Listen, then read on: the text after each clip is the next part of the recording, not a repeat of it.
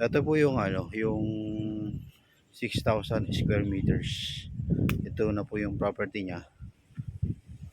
Yan po. Tapos ayun po yung concrete road ng windmill. Kasi rin po yung windmill, oh. Nakikita nyo. Okay. Tapos ito po yung pinaka right of way niya. Ayan po. Ano ang lapad po niya, nasa 5 meters po wide. So napakalapit lang po nito sa sa mismong concrete road. Ayun po tayo. Tayo dito. Yan. Yan, part pa rin po ng property yan. Tapos, saan yung pinaka-overlook niya? Yan. Kulang lang po sa pisto pero maganda. Ayan, ito po yung pinaka-top niya. Top view. Yan.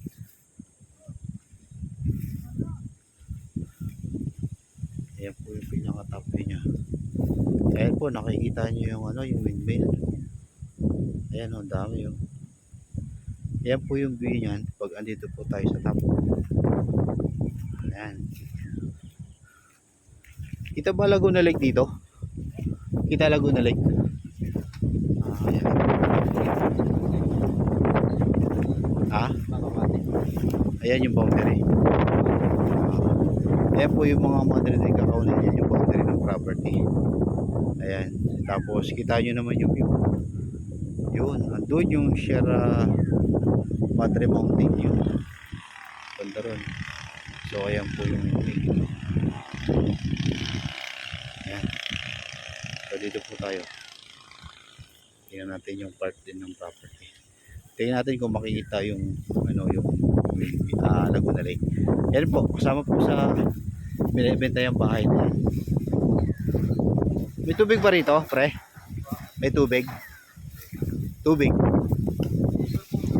May tangke ng tubig? Ayun.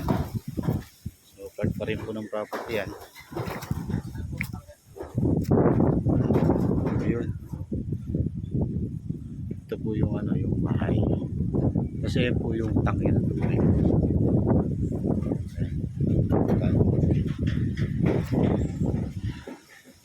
Ayan. Okay tayo.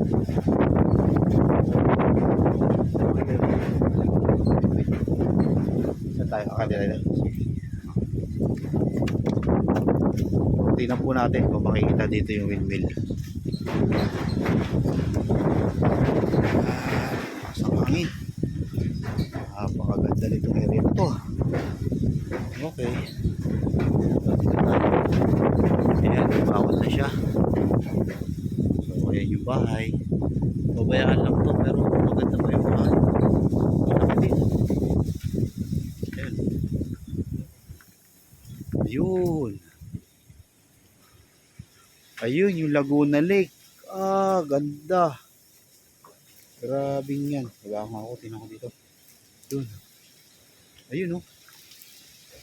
Wow. Ikot ko lang, ha. Ayan.